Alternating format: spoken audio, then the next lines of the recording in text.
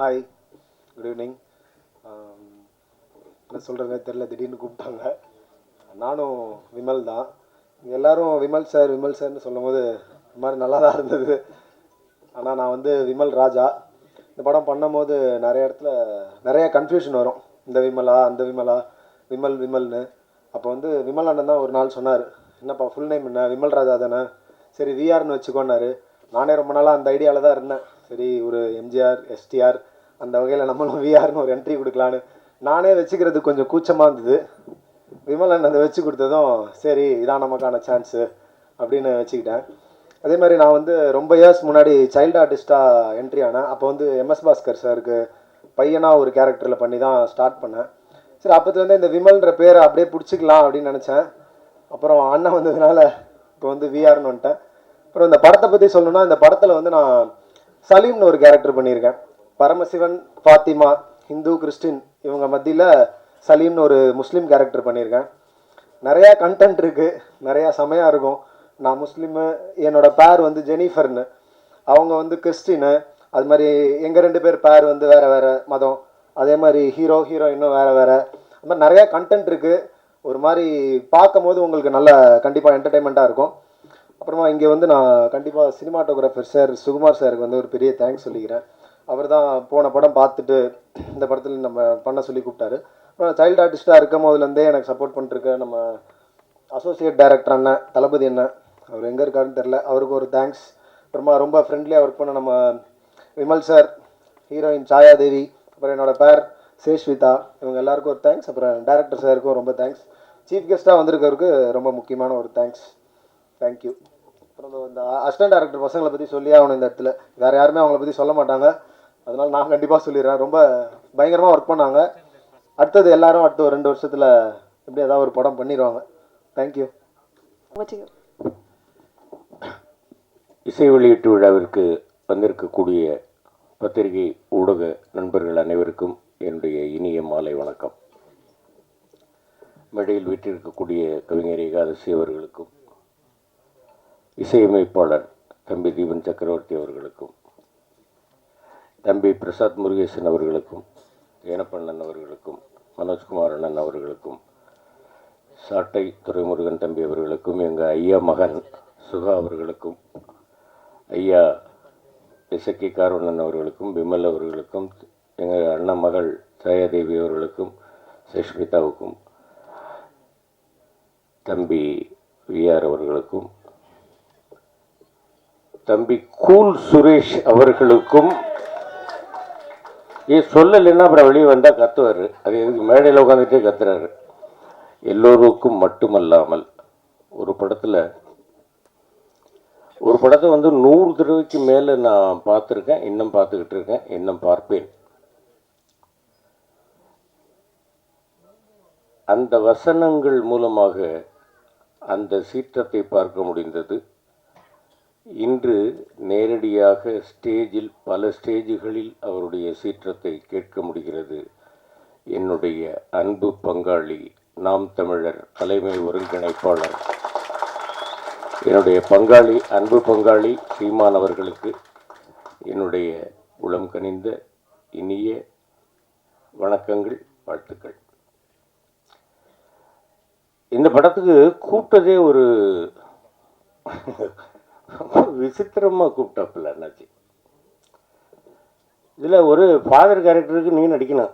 ஐயா நீங்கள் முதல்ல யாருன்றதை சொல்லுங்கள், அதுக்கு அப்புறமா நான் இல்லை நீங்கள் திருநெல்வேலி பாஷையில் நல்லா பேசவில்லை அப்படின்னு. நல்லா பேசுவேன், ரைட்டு, யாருன்னே சொல்ல மாட்டேங்கிறீங்க, ஃபாதர் கேரக்டர்ன்றீங்க, என்ன ஏது, நான் எசக்கி கார்வனன் பேசுகிறேன் அப்படின்னாரு. அதுக்கப்புறமா தம்பி சுகா அவர்கள் சொன்னார், நமக்கு ரொம்ப வேண்டியவங்க நினச்சி பண்ணுங்க அப்படின்னாங்க. அதுக்கப்புறமா நான் ஆஃபீஸுக்கு போய் பார்த்தேன், கேரக்டர் சொன்னாங்க. அவர் ஃபாதராக இருந்தாலும் கொஞ்சம் புரட்சிகரமாக பேசக்கூடிய ஒரு கேரக்டர். இதில் அவர் மனோஜ்குமார் என்ன சொன்னார், வேண்டாம் வேண்டாம் அதெல்லாம் பேசாதீங்க, எடிட்டிங்கில் வெட்டிடுவேன்னார். எடிட்டிங்கில் வெட்ட மாட்டேன், நீங்கள் பேசுங்கன்னு சொல்லி அவர் பேச வச்சு அது சென்சாரில் வெட்டி விட்டாங்க. 2 நல்ல கேரக்டர், 2 நல்ல டைலாக்கு, அருமையான டைலாக்கு, 2 டைலாக்கு. அது வேண்டாம், இங்கே சொல்கிறது அவ்வளோ நல்லா இருக்காது. அந்த மாதிரி ஒரு நல்ல கேரக்டர், இதில் என்ன ஒரு பெரிய விசேஷம் அப்படின்னு கேட்டிங்கன்னாக்க, மனோஜ்குமார் அண்ணா சொன்ன மாதிரி வந்து சிறுமலையில் வந்து எங்கள் ஷூட்டிங் குரூப் மட்டும் இல்லாமல் அந்த ஊரே வந்து ஒரு ரிலேஷன் மாதிரி நல்ல ஒரு அருமையான ஒரு கிளைமேட்டு, நல்லா வந்து ஒரு ஷூட்டிங்கில் வந்து அருமையான சீன்ஸு, கொஞ்சம் கூட அலுப்பு தெரியாத அளவிற்கு ஒரு அற்புதமான ஒரு ஷூட்டிங் விஷயம் ரொம்ப நல்லா இருந்தது. இது எல்லாத்தையும் விட பெரிய சந்தோஷம் என்னன்னு கேட்டிங்கன்னாக்க, இந்த படத்தில் நான் ஃபாதராக நடிச்சுட்டு வந்தேன். அக்டோபர் 31 அன்னைக்கு கிராண்ட் ஃபாதர் ஆகிட்டேன். என்னுடைய மகளுக்கு ஒரு மகள் பிறந்து என்னை தாத்தாவாக்கிட்டாங்க. ரொம்ப சந்தோஷமாக இருக்கேன். இந்த படம் தாத்தாவாயிட்டேங்கிறதுக்கு இவ்வளோ கேட்டுல. ஆமாம் ஆமாம், நிச்சயமா தாத்தாவானதுலேயே மகிழ்ச்சி தான், நிச்சயமா. அவ்வளோ ஒரு சந்தோஷம் நிச்சயமாக இந்த படத்தில். அதுலேயும் இல்லாமல் இந்த ஃபங்க்ஷனுக்கு தம்பி சாட்டை அவர்களும் தம்பி சுகா அவர்களும் என்னுடைய பங்காளி செந்தமிழர் சீமான் அவர்களும் வந்திருப்பது மிகப்பெரிய மகிழ்ச்சி. இந்த படத்திற்கு மிகப்பெரிய ஒரு சப்போர்ட்டும் ஆசீர்வாதமும் உங்களிடமிருந்து கிடைக்கும் அப்படின்னு நான் நம்புகிறேன். இந்த படத்தை மிகப்பெரிய வெற்றி படமாக்கணும் அப்படின்னு எல்லாம் வல்ல இறைவனையும் தமிழ் ரசிக பெருமக்களையும் உங்களையும் நான் வேண்டி கேட்டுக்கொள்கிறேன். இந்த படத்தில் வந்து பரமசிவன் பாத்திமா அப்படின்றது டைட்டில் வந்து இரு மதங்கள் அப்படிங்கிறது இல்லாமல் தமிழர் நாம் தமிழர் அப்படின்னு சொல்லாமல் சொல்லியிருக்கிறார் இயக்குனர் அவர்கள். நிச்சயமாக இந்த படம் மிகப்பெரிய வெற்றியை பெற வேண்டும் என்று வேண்டிக் கொள்கிறேன். நன்றி, வணக்கம்.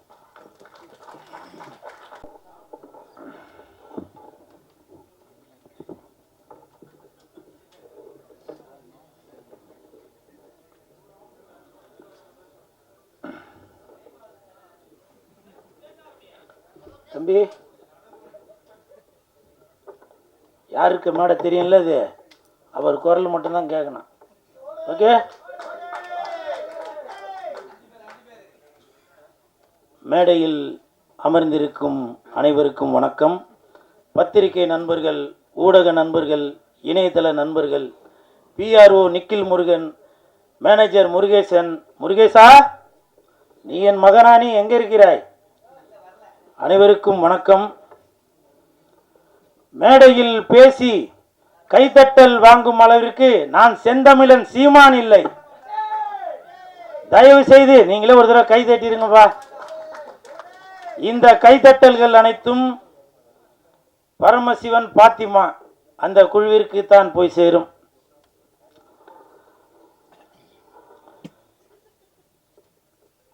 செந்தமிழன் சீமான் சார், அண்ணே வணக்கம். பரமசிவன் கழுத்தில் இருக்கும் பாம்பு கேட்டது, சீமான் சௌக்கியமா? இருக்கும் இடத்தில் இருந்து கொண்டால் எல்லாம் சௌக்கியமே, இசக்கி சொன்னது. அதில் இல்ல, இதில் அர்த்தம் உள்ளது. இயக்குனர் திரு இசக்கி கார்வண்ணன் அவர்களிடம் நான் கேட்டேன், சார் நம்ம படத்திற்கு இசை வெளியீட்டு விழாவுக்கு யார் சிறப்பு விருந்தினராக வருது அப்படின்னு. அப்போ இயக்குனர் சொன்னாங்க, 2 சிறப்பு விருந்தினர் வராங்க, ஒன்று சீமான், இன்னொன்று கூல் சுரேஷ் அப்படின்னு சொன்னாங்க. அந்த இடத்துல ஒரு திருத்தம். என்ன திருத்தம்னா, சிறப்பு விருந்தினர் என்றால் அது சீமான், சிரிப்பு விருந்தினர் என்றால் அது கூல் சுரேஷ். அதற்கு ஒரு காரணம் இருக்கு. என்ன காரணம்னா, சீமான் என்றால் எழுச்சி, கூல் சுரேஷ் என்றால் குளிர்ச்சி, நாம் தமிழருக்கு உண்டு வளர்ச்சி.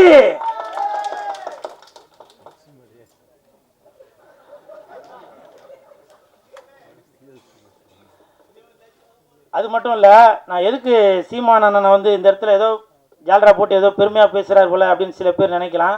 கமெண்ட்ல சில பேர் கூட அந்த மாதிரி கமெண்ட் பண்ணிட்டு இருக்கீங்க. அதுக்கு ஒரு உதாரணம் சொல்றேன். இந்த பரமசிவன் பாத்திமா அந்த படத்திற்கு உண்மையிலேயே தகுதியான ஒரு மனிதர் என்றால் அது செந்தமிழன் சீமானந்தன் மட்டும்தான். தமிழகத்தில் மட்டுமல்ல, இந்தியாவில் மட்டுமல்ல, உலகத்தில் உள்ள யாரை எடுத்துட்டாலுமே சரி, இந்த பரமசிவன் பாத்திமா படத்திற்கு இசை வெளியீட்டு விழாவிற்கு வரக்கூடிய தகுதியான ஒரே மனிதர் அது செந்தமிழன் அண்ணன் சீமான் அவர்கள் தான். காரணம், பாத்திமா பரமசிவன், பரமசிவன் பாத்திமா, பரமசிவன் ஆண், பாத்திமா பெண். தமிழகத்தில் 234 தொகுதிகளிலுமே புரிஞ்சிருக்கும் நினைக்க கட்டுங்க. 234 தொகுதியிலுமே சரிசமமாக ஆண் 117, பெண் 117 கொடுத்தாங்களா? இப்ப சொல்லுங்க, பரமசிவன் பாத்திமா அந்த படத்திற்கு இசை வெளியீட்டு விழாவிற்கு ஒரே தகுதியான மனிதர் என்றால் அது செந்தமிழன் அண்ணன் சீமான் அவர்கள் தான். அதே மாதிரி இந்த படத்துல இசக்கி கார்வண்ணன் அவர்கள், இயக்குனர் அவர்கள் நிறைய டைலாக் அது நம்ம பார்க்கும்போது நம்மளை அறியாமலே கண்டிப்பாக நீங்கள் படம் பார்க்கும்போது தெரியும் பாருங்கள், அந்த கூஸ் பம்ப்ஸ்ன்னு சொல்லுவாங்களே அது நடக்கும். காரணம், நானே அதில் சில வசனங்களை பேசியிருக்கேன், அவர் சாருக்கு சொல்லி கொடுத்தது தான். மத பிரச்சனைன்னு சொல்லாதீங்க, 2 மனிதர்களுக்குள்ள பிரச்சனைன்னு சொல்லுங்க அப்படின்னு ஒரு வசனம் வரும். ஜாதி பிரச்சனைன்னு சொல்லாதீங்க, இது ஜனங்களுக்குள்ள பிரச்சனைன்னு சொல்லுங்க அப்படின்னு சொல்லி அந்த படத்தில் வசனங்கள் வரும். அப்படி இன்று மக்களுடைய மனநிலையை புரிந்து கொண்டு அந்த படத்தை இயக்கி வசனமும் எழுதி தயாரித்து இருக்கிறாரு இயக்குனர் இசக்கி கார்வண்ணன் அவர்கள். அவருக்கு என் மனமார்ந்த நன்றி. அதே மாதிரி ஒரு வார்த்தையும் சொன்னாங்க, தலைவா இந்த படத்தில் நீங்கள் வந்து செகண்ட் ஹீரோ அப்படின்னு. அது உண்மையாக பொய்யான்னு தெரியல. அப்படி சொன்னாதான் இவன் வந்து ப்ரமோஷன் எதுவும் பண்ணுவான் அப்படின்றதுக்காக சொன்னாங்களான்னு தெரியல. இருந்தாலும் சார், இந்த படத்தில் நான் நடிச்சிருக்கேன். கண்டிப்பாக என் உடல் பொருள் ஆவி அனைத்தும் இந்த பரமசிவன் பாத்திமாக்கு கண்டிப்பாக அர்ப்பணிச்சுட்டு தான் போவேன்.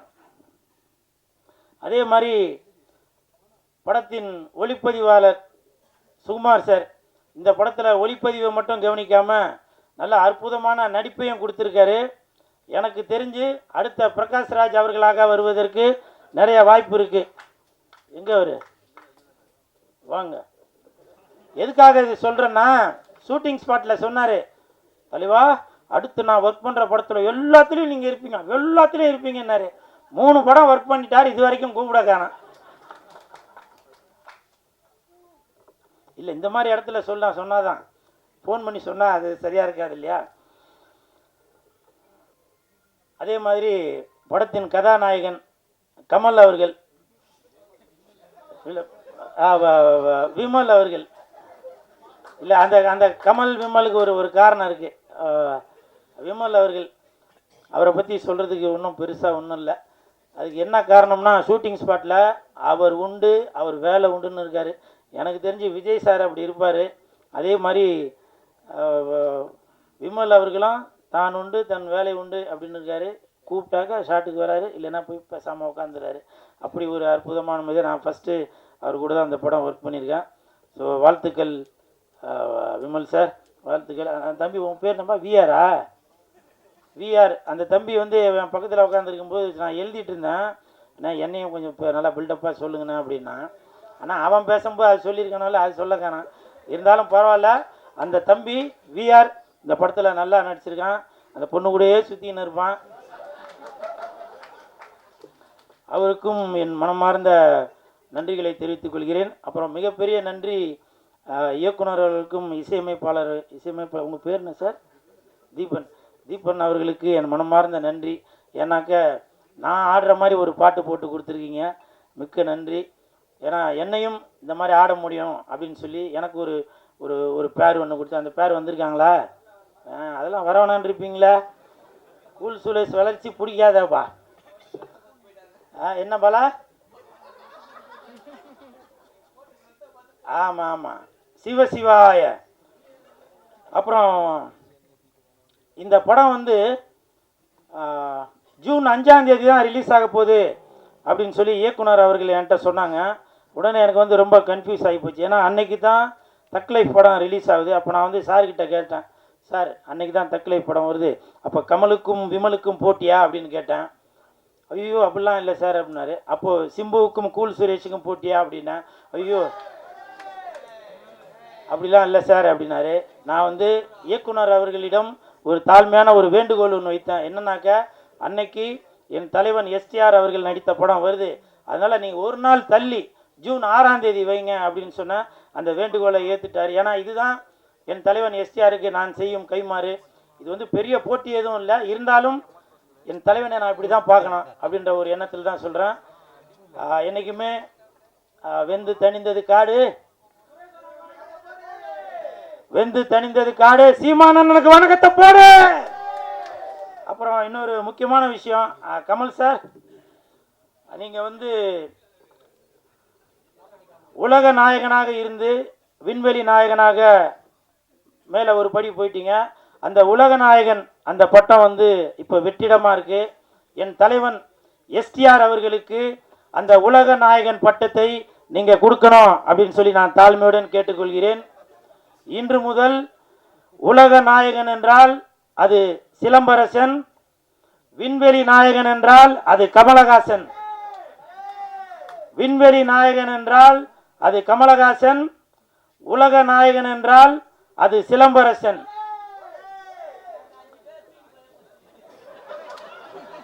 என்னவோ சொன்னீங்கப்பா, கேட்கலவா? பரமசிவன் பாத்திமா வருகின்ற ஜூன் 6 கொஞ்சம் பார்த்துமா. நன்றி நன்றி நன்றி நன்றி.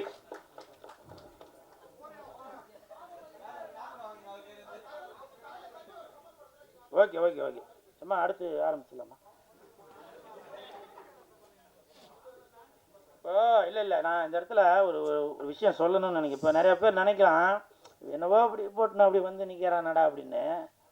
அதை பற்றிலாம் நான் எதுவும் கவலைப்படலாங்க. இதே நான் ஒரு ஒரு படத்தில் போட்டு நான் ஆடி இருந்தால் என்ன நினச்சிப்பேன்? சினிமாவில் காதலிச்சா ரசிக்குதப்பா உள்ளம், நிஜ வாழ்க்கையில் காதலிச்சா பறிக்குதப்பா பள்ளம்மா, சொல்லுங்கள். இதெல்லாம் பார்த்தா உங்களுக்கு இப்போவும் சொல்கிறேன் வேணாம் அது சொன்னா. ஏன்னா கூல் சுரேஷ் இருக்கிற இடம் எப்போவுமே ஒரு ஒரு ஒரு கலகலப்போடு தான் இருக்கணும். நிறைய பேர் கமெண்ட்ல அது இது சொல்லுவீங்க. செந்தமிழர் அண்ணன் சீமான் அவர்கள் இருக்காங்க, அவர் சொன்ன வார்த்தையை தான் இப்போ நான் சொல்கிறேன். வேர்க்காமல் விளையாட முடியாது, விமர்சனம் இல்லாமல் வளர முடியாது. அண்ணன் சீமான் அவர்கள் சொன்னது தான். நான் அதை இன்ன வரைக்கும் அதை ஃபாலோ பண்ணிட்டு தான் இருக்கேன். சரிங்களா? நிறைய பேர் நினைக்கலாம், என்னப்பா இவர் வந்து ஏதோ கோமாளி வேஷம் போட்டுட்டு இருக்காரு அப்படின்னு. நான் கோமாளி இல்லைங்க, இன்னைய வரைக்கும் ஏமாளி. என்னை எத்தனை இயக்குநர்கள் ஏமாத்திருக்காங்க தெரியுமா? எத்தனை தயாரிப்பாளர்கள் என்னை ஏமாத்திருக்காங்க தெரியுமா? ஒரு படத்துக்கும் கதாநாயகன் கதாநாயகி அவங்க இவங்க எல்லாரையும் நடிக்க வச்சு அதை பண்ணி இதை பண்ணிட்டு வெள்ளிக்கிழமை மணிக்கு என்கிட்ட சொல்லுவாங்க, சார் நான் தெரியாமல் அவரை புக் பண்ணிட்டேன், தெரியாமல் இவங்களை புக் பண்ணிட்டேன் அப்படின்லாம் சில விஷயங்கள்லாம் சொல்லுவாங்க. அப்போது என்கிட்ட சொல்லுவாங்க, சார் நீங்கள் தான் வந்து கொஞ்சம் ஏதாவது இது பண்ணுங்க, நான் உங்களை அடுத்த படத்தில் அதை பண்ணுறேன் இதை பண்ணுறேன்னு. இப்பவும் சொல்கிறேன், நான் கோமாளி இல்லைங்க, ஏமாளி.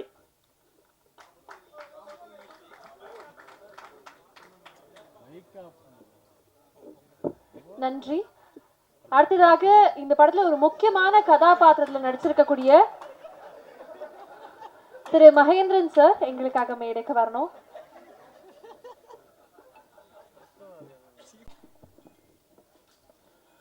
மேடையில் அமர்ந்திருக்கிற அண்ணன் உள்ளிட்ட அனைவருக்கும் அன்பு வணக்கம். அண்ணன் இசக்கி கார்வணன் வந்து ஒரு உணர்வு குவியலான ஒரு நபர். பொதுவாகவே வந்து கலைஞர்கள் வந்து ரொம்ப உணர்ச்சி வசப்பட்டன்னு சொல்லுவாங்க. அதில் அண்ணன் கார்வன் வந்து ரொம்ப உணர்ச்சி வசப்பட்ட நபர். அது இந்த படத்தை பார்க்கும்போது தெரிஞ்சது அவர் எவ்வளவு அவருடைய உணர்ச்சி என்பது இந்த மொழிக்கானது, இந்த இனத்துக்கானது, இந்த சமூகத்துக்கானது.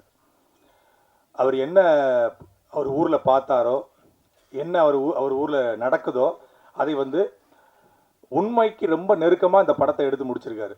இந்த படத்தினுடைய ட்ரெய்லரை வந்து அண்ணன் சீமான் அவர்கள் வெளியிடும்போது நிறைய பேர் விமர்சனம் பண்ணியிருந்தாங்க. படத்தினுடைய ட்ரெய்லரில் வந்து ஒரு சமூகத்துக்கு குறிப்பிட்ட மதத்துக்கு எதிரானது மாதிரி இருக்குது, இது வந்து மதம் மாற்றத்துக்கு எதிரான படம் மாதிரி இருக்குது, அதனால் ஒரு கிறிஸ்தவர்கள் வந்து இந்த படத்தை எதிர்ப்பாங்க, அப்புறம் அதே போல் வந்து இஸ்லாமியர்கள் இந்த படத்தை எதிர்ப்பாங்க, படத்தில் வந்து இஸ்லாமிய தொப்பி வச்சுட்டு ஒரு கோவிலில் ஆடுற மாதிரியான காட்சிகள்லாம் இருக்குது அப்படின்னு சொல்லி நிறைய விமர்சனங்கள் எழுந்தது. அப்போ அண்ணன் கூட என்கிட்ட கேட்டாங்க, படம் பார்த்தியாடா, படம் எப்படிடா எடுத்திருக்கான் அப்படின்னாரு. அன்றைக்கு வந்து அண்ணா தரையில் பேசியதை தம்பிகள் திரையில் எடுத்தார்கள். இன்றைக்கு அண்ணன் தரையில் பேசியதை தம்பி திரையில் எடுத்திருக்கார். அவ்வளவுதான். நான் அண்ணன் சீமானவர்கள் பேசுகிற அரசியல் பல்வேறு படங்கள்ல மறைமுகமாக எடுக்கப்படும். அண்ணன் சீமானவர்களுக்கு கிரெடிட் கூட கொடுக்க மாட்டாங்க. வசனங்கள் வந்து அண்ணன் சீமானவர்கள் மேடையில் பேசின வசனமாக இருக்கும். அதை பேசி அவங்க கைத்தட்டு வாங்கிட்டு போயிடுவாங்க. அதுக்கப்புறம் அதை மறந்து போயிடுவாங்க, கடந்து போவாங்க. ஆனால் அண்ணன் அவர்கள் பேசுகிற அரசியலை ஒரு திரைமொழியாக மாற்றி அதற்குள்ள எங்க நீ போனாலும் உன்னுடைய வேரை மறக்கக்கூடாது அப்படிங்கிறத அந்த படம் சொல்ல வருகிற செய்தி. வையத்துள் வாழ்வாங்க வாழ்பவன் வானுரையில் தெய்வத்துள் வைக்கப்படும் அப்படின்னு சொல்லி வள்ளுவர் சொல்றாரு. நம்ம அண்ணன் சீமான் சொல்லுவாங்க, நேற்று வரைக்கும் பெரியப்பாடா, செத்து போயிட்டா மாலை போட்டு கும்புறோம் சாமியா மாறிடுறாரு. அதே போலதான் நமக்கு முத்துராமலிங்க தேவர் நம்ம கண்ணுக்கு முன்னாடி வாழ்ந்த ஒரு சாமி. அதே போலதான் நம்ம தாத்தா இம்மானுவேல் சேகரனார் கண்ணுக்கு முன்னாடி வாழ்ந்த ஒரு சாமி. அப்படித்தான் நம்ம தாத்தா காமராஜர் கண்ணுக்கு முன்னாடி வாழ்ந்த சாமி அப்படின்னு சொல்லி அண்ணன் சீமானவர்கள் மேடையில் பேசுவாங்க. அப்படி இந்த படத்துல குலசாமிகள் எப்படி உருவாக்கப்படுது, எப்படி இசக்கியம்ம, மாரியம்ம, பேச்சியம்ம, கருப்பசாமி இதெல்லாம் எப்படி உருவாக்கப்பட்டுச்சு அப்படிங்கிறத அவர் ஊர்ல பார்த்த கதைகளோடு ஒப்பிட்டு ஒரு திரைக்கதையை உருவாக்கி அண்ணன் கார்வணன் வந்து ஒரு ஆகச்சிறந்த படைப்பை கொடுத்திருக்காரு. தமிழ் குடிமகன் அப்படிங்கிற ஒரு படத்தின் மூலமாக வேறொரு அரசியலை பேசினாரு.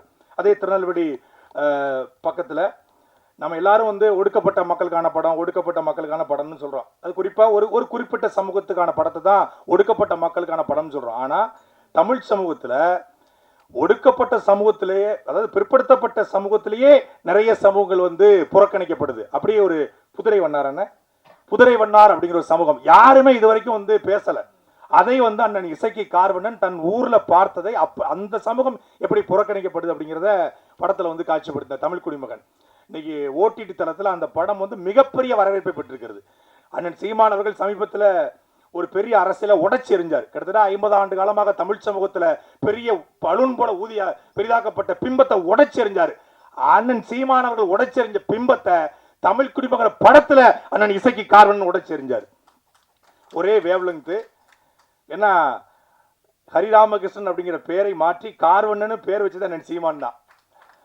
அவர் அண்ணன் சீமானுடைய தம்பி, எங்களுடைய அண்ணன்கள் அவரும் ஒருத்தர். அதனால இந்த படைப்பு சோரம் போகாது. அது தம்பியின் படைப்பு, தம்பிகளின் தம்பியுடைய படைப்பு. அதனால இந்த படைப்பு சோரம் போகாது. இந்த படத்துல ஆகச்சிறந்த இசையை வந்து தீபன் சக்கரவர்த்தி கொடுத்துருக்காங்க. அந்த இறுதி பாடல் நம்ம பார்த்தோம். நம்ம படம் முழுக்க பார்க்கும்போது ரொம்ப ஒரு உணர்ச்சி வசப்பட்ட பாடல், ஒரு ருத்ர தாண்டவம்னு சொல்லுவாங்க, சிவதாண்டவம். அதை கண்ணு முன்னாடி பார்த்த மாதிரி இருந்துச்சு. எல்லா பாடலுமே சிறப்பாக வந்திருக்கு. விமல் அவர்களும் சரி ஒரு மிகச்சிறப்பான ஒரு நடிப்பை கொடுத்துருக்காங்க. அவங்க தமிழ் சமூகத்தில் ஒரு புறக்கணிக்க முடியாத நடிகராக இந்த படத்தின் மூலமாக சத்தியமாக வருவார். அதேபோல் படத்தில் நடிச்சிருக்க ஒவ்வொருத்தருக்கும் என்னுடைய வாழ்த்துக்கள். அண்ணன் இசக்கி கார்வனுடைய இந்த படைப்பு வெல்ல என்னுடைய வாழ்த்துக்கள். நன்றி, வணக்கம். அனைவருக்கும் மாலை வணக்கம். இது நம்ம வாழ்வியல் சார்ந்த கதை தான். எப்பவுமே ஏன்னா நம்ம இந்த நம்மளை சுற்றி என்ன நடக்குதோ அதுதான் நம்ம கதையாக எடுப்போம். உங்களுக்கு எல்லாருக்கும் தெரியும், நான் பத்திரிகையாளர்கள், ஒரு பெரிய ரைட்டரு, திரைக்கதை ஆசிரியர், இயக்குனர், எல்லாருமே பத்திரிகையாளங்க தான், உங்களுக்கு தெரியும். அதே மாதிரி என்னை சுற்றி நடந்த சம்பவங்கள் தான் கோர்வையாக அந்த கதை.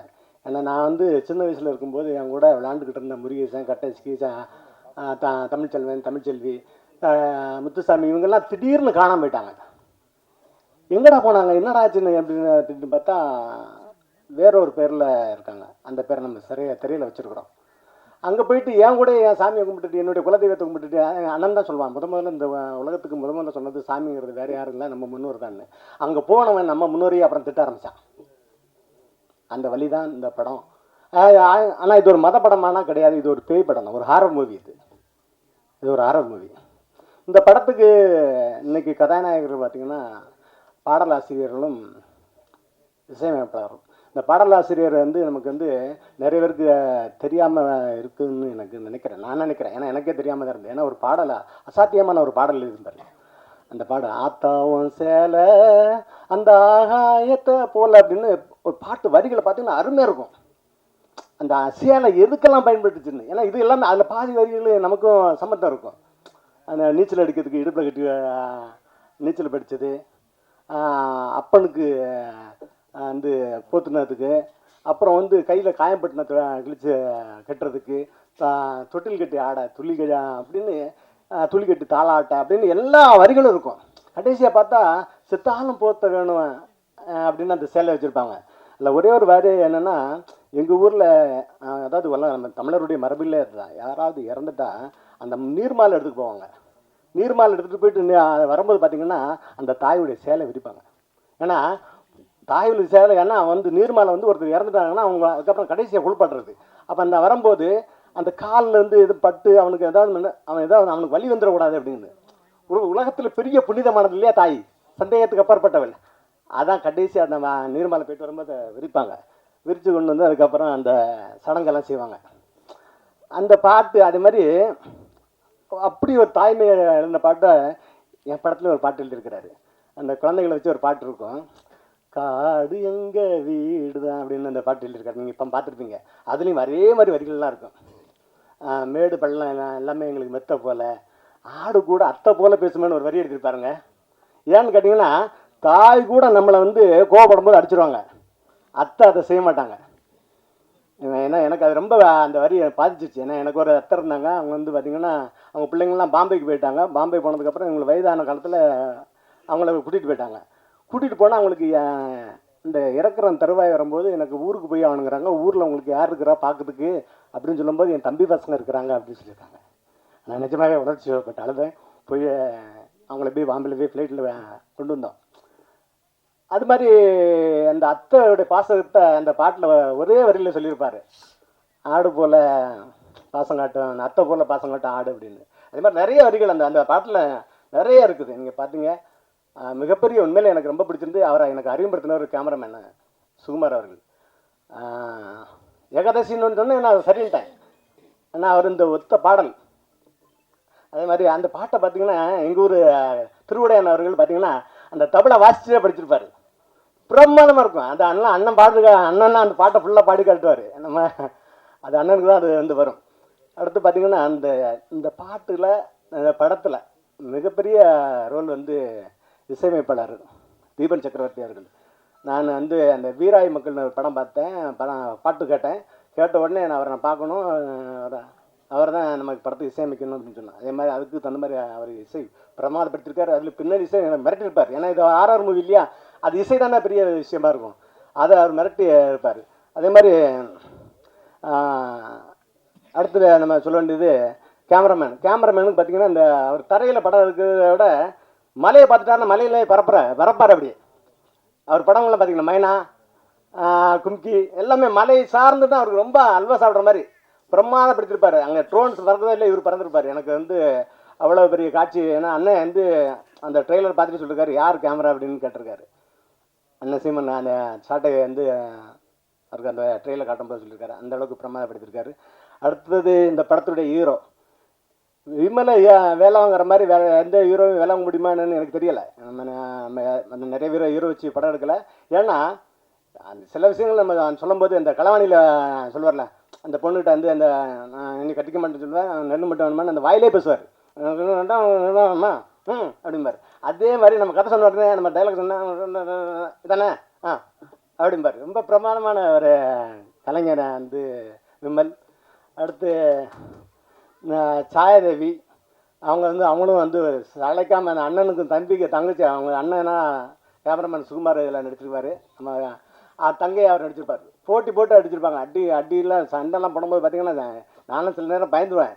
ஏன்னா அதான் அந்த பொண்ணு இவர் ஒரு கை தான் பிடிச்சானே காணும், கழுத்தை பிடிச்சிட்டு ஓடி சுற்றி ரூமெல்லாம் அடிச்சு எனக்கு ரொம்ப பயமாக இருந்தது. இங்கே இருக்கார். அதே மாதிரி எனக்கு அடுத்தால 2 ஜோடி வேர் அண்ட் சேஸ்விதா ரொம்ப அந்த படத்துக்கு எனக்கு சப்போர்ட்டிங்காக இருந்தார். அந்த மிரட்டிருப்பாப்பில் ஒவ்வொரு இந்த பாட்டில் கூட பார்த்தீங்க, அங்கே நின்று மிரட்டுவாங்க அந்த படத்தில். அவங்க ரொம்ப பிரமாதப்பட்டுருந்தாங்க. அடுத்தால கூல் சுரேஷ். நான் தான் கூல் சுரேஷ்கிட்ட சொன்னேன், கூல் சுரேஷ் நீங்கள் தரையில் நடிக்காதீங்க, நீங்கள் திரையில் நடிங்க, நீங்கள் உங்களுக்கு நல்லா நடிப்பு வருது, நீங்கள் கோமடி மாதிரி இது மாதிரிலாம் பண்ணாதீங்க அப்படிம்பேன். இப்போ கூட நம்ம இந்த சத்தியமாக நான் அந்த வேஷம் போட்டு வரக்கூடாதுன்னு தான் சொல்லியிருந்தேன். அவர் வந்துட்டார். ஏன்னா அவரை பிறவி குணம் மாதிரி அது சிலலாம் அவர் கூட வந்துட்டான்னு தெரியல, தடுக்க முடியல. ஆனால் உண்மையில ஒரு பிரமாதம் நடிகன். படத்தில் அந்த நீங்கள் பார்த்தீங்கன்னா தெரியும், அருமையாக நடிச்சிருப்பார். அடுத்தது எடிட்டர் புவன். அதில் பார்த்தீங்கன்னா இந்த படத்தில் காட்சி ஒவ்வொரு காட்சியும் அடுத்தடுத்த இந்த விசாரணை காட்சியெல்லாம் அருமையாக பண்ணியிருப்பாப்புல. நம்ம எடுத்துன்னு கொடுத்துட்டோம். அதை கட் பண்ணி அந்த ஷார்ட்டை அங்கே போட்டு இது இங்கே போட்டு இந்த சீன் அங்கே போட்டு அப்புறம் இது என்ன பண்ணலாம் அப்படின்னு பண்ணும்போது அவர் கட் பண்ணி இருங்க ஒரு நிமிஷம் இருங்க அப்படின்னு அவர் கட் பண்ணி அந்த சீனை கொண்டு வருவார். பிரமாதமாக சொல்லிட்டார். மிக முக்கியமான கதாபாத்திரம் பார்த்தீங்கன்னா எங்கள் ஃபாதர் எங்கள் ஃபாதர் வந்து எம்எஸ் பாஸ்கர் சார் நடிச்சிருந்தாலும் அது உண்மையிலே ஆஸ்வால்ட்டுன்னு நான் பள்ளிக்கூடத்தில் படிக்கும்போது எனக்கு ஃபாதராக இருந்தவர் ஆஸ்வால்ட். அவரே மாதிரி தான் இருப்பார். நான் அந்த ஃபோட்டோ கூட அவருக்கு அனுப்பியிருந்தேன். எங்கள் ஃபாதரை தான் அவர் ஆஸ்வால்ட்டு. அவர் ஆஸ்வால்ட்டாகவே வாழ்ந்துருப்பார். அந்த படத்தில் மிகப்பெரிய போன். அது வந்து அது நம்ம யாருமே மறுக்க முடியாது. அதுக்குனால எனக்கு அவருக்கும் சில பிரச்சனைகள் வரலாமா அப்படின்னு கூட எல்லோரும் சொன்னாங்க.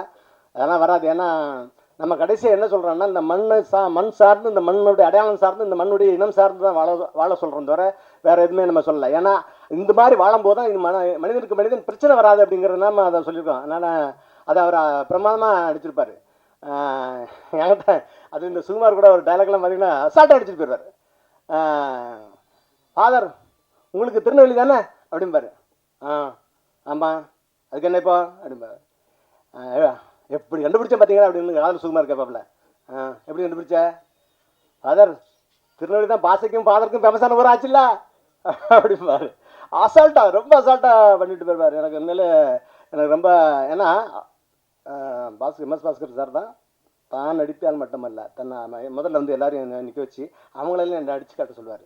அதனால் உண்மையில் பிரமாதமான ஒரு நடிகர். அதை நம்ம சொல்ல வேண்டியதில்லை.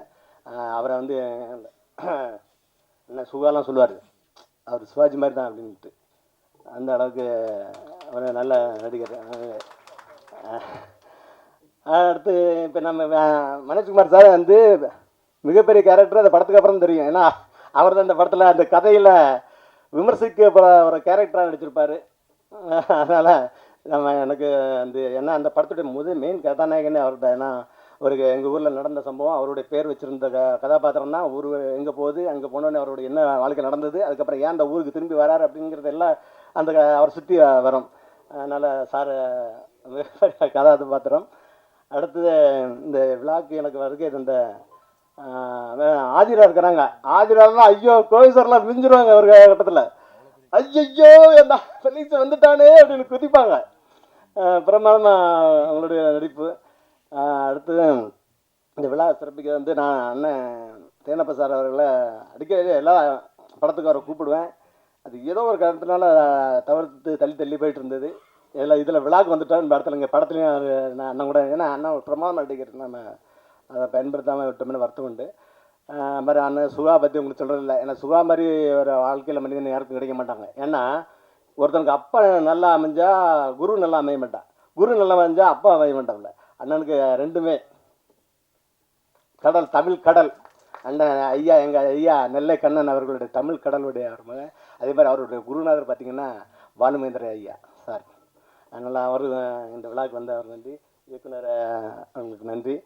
அடுத்து மெயின் வந்து எல்லாத்தையும் பேசிட்டு போனாலும் எங்கள் அண்ணனை பற்றி, ஏன்னா ஹீரோ சொல்லியாச்சு, இப்போ நிஜ ஹீரோ அண்ணன் சீமான்.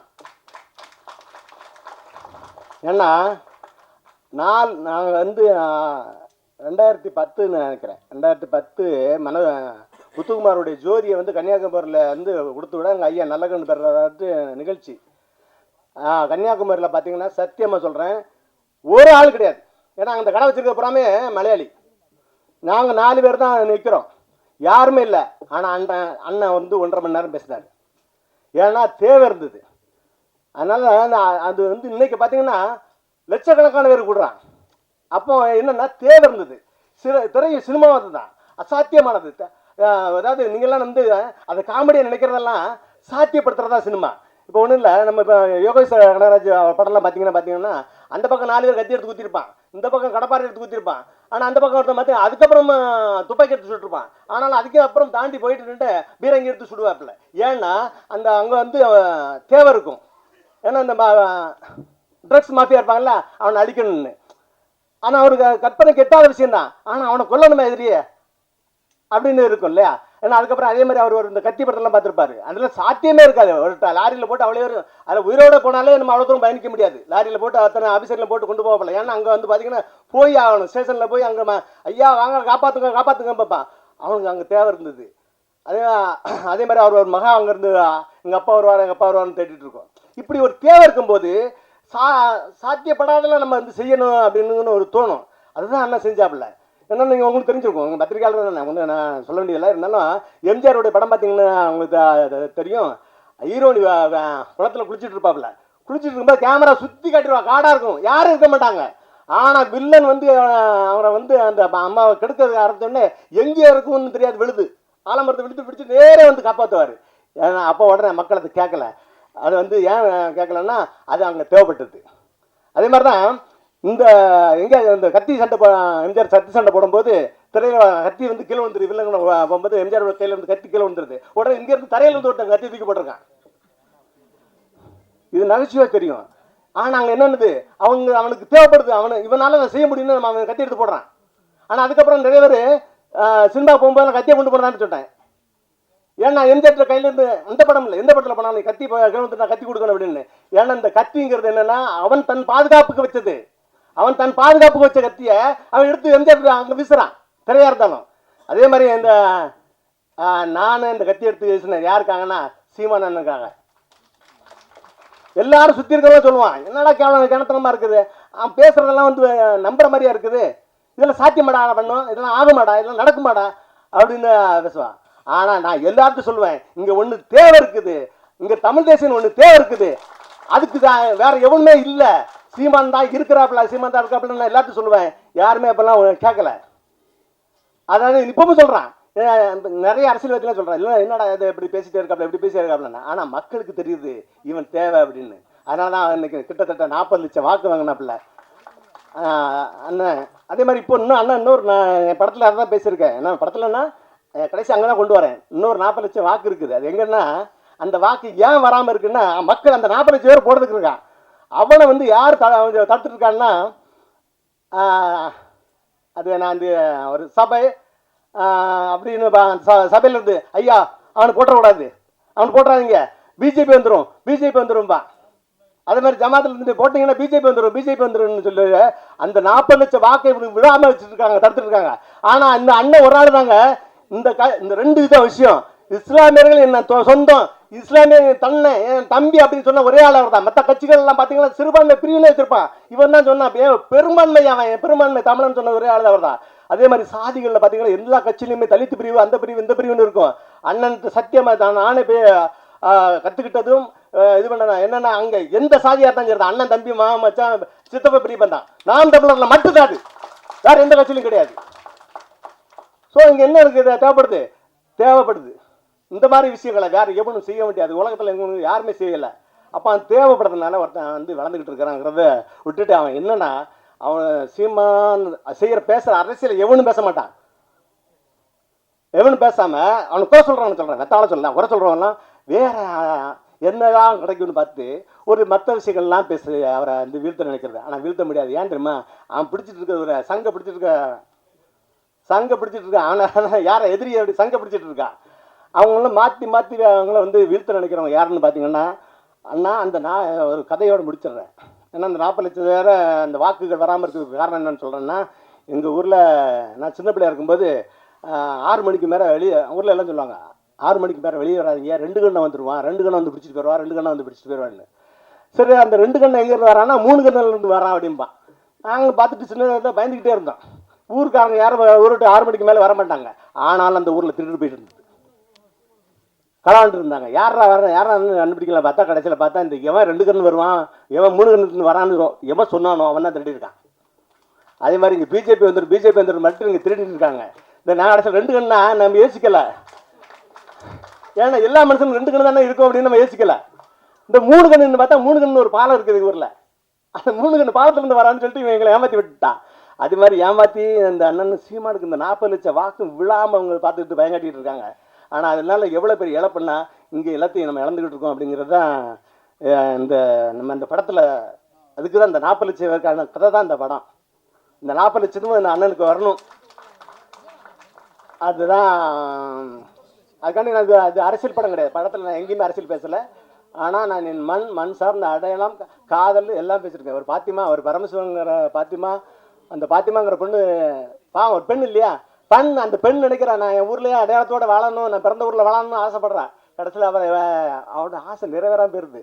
இதுக்கு காரணமாக இருக்கிறது என்னென்னு பார்த்தீங்கன்னா, நம்ம அந்த அடையாளங்களை இழந்து போன அந்த மதங்களும் அது மதத்தை வச்சு நடக்கிற அரசியல்களும் தான் இருக்குது.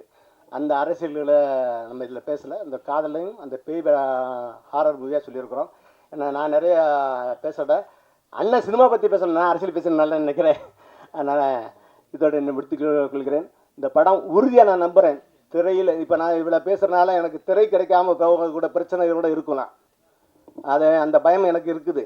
ஆனால் நான் பயப்படலை. ஏன்னா நான் வந்து எனக்கு கூட அண்ணன் சீமான் இருக்காப்புல.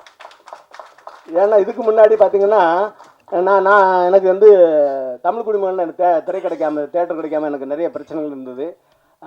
அப்போ அண்ணனோட சின்ன அண்ணன் பின்னா சண்டை இருக்கும், எல்லாமே இருக்கும் இல்லையா, அதில் விலகி இருந்தேன் அந்த நேரம். ஆனால் இப்போ அப்படி இல்லை, அண்ணன் இருக்கிறாப்புல. ஏறி அடியா ஏன்னா சீமான மாதிரி ஒரு ஆள் ஒன்று நம்பிக்கை கொடுக்க எவனுமே கிடையாது உலகத்தில். எதுனாலும் சரி இறங்கி ஆடுறேன் அப்படின்னு நம்பிக்கை. உங்களுக்கு தேவை என்னது? இப்போ எனக்கு ஒரு மருத்துவமனைக்கு பாருங்க, டாக்டர் மருந்து கொடுக்குறனால என்ன சொல்லுவான், இது சாப்பிடுங்க சரியாயிருன்னு சொல்லுவாங்கல்ல. அது சரியாகுதா சரியாகுறான்றது சரியாகணும் அந்த வார்த்தை சொன்ன உடனே அவனுக்கு பாதி நோய் போயிடும். அது மாதிரி தான் இறங்கி ஆடுறா எல்லாம் சரியாகும். ஏன்னா எனக்கு முதல்ல சொன்னது ஏதாவது பெருமையாக நம்ம பேசினா, டேய் நம்மளை பற்றி நாமளே பெருமையாக பேசலாம், எந்த நாயிடம் நம்மளை சொல்லுவான் அப்படின்பாரு.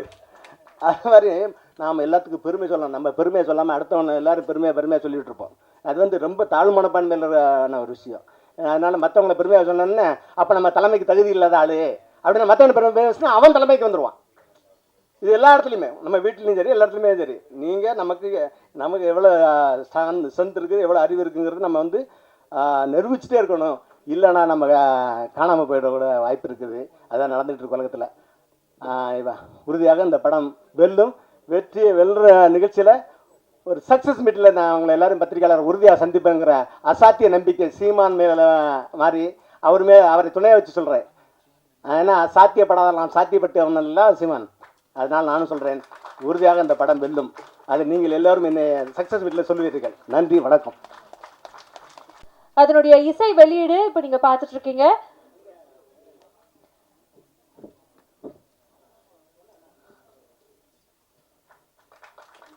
பெரிய பெரிய வாழ்த்துக்கள் ஒட்டுமொத்த குழுவுக்குமே.